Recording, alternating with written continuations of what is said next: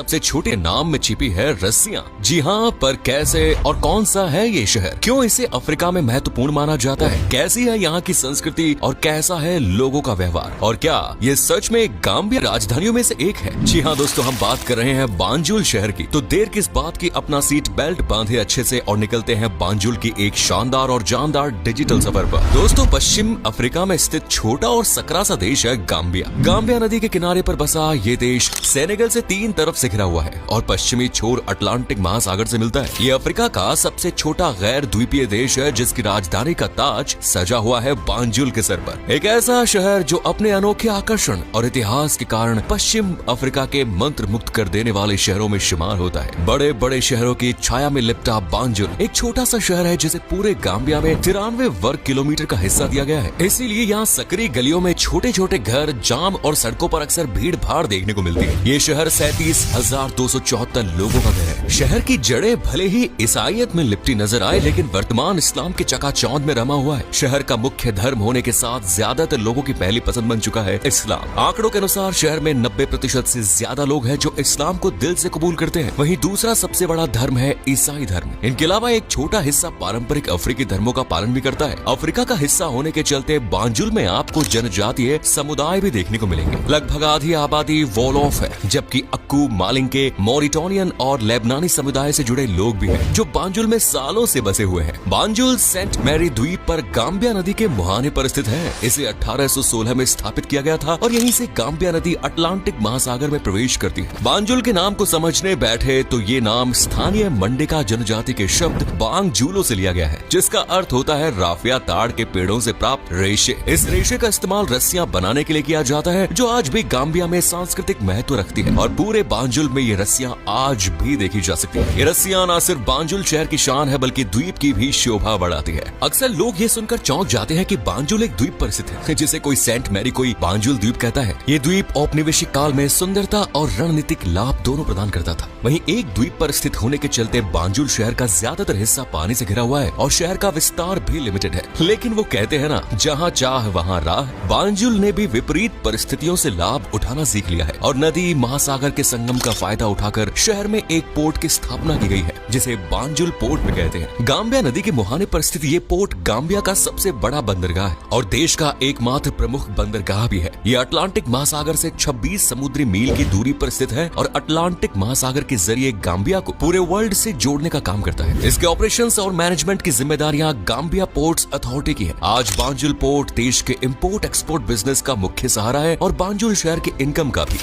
Banjul दोस्तों Gambia की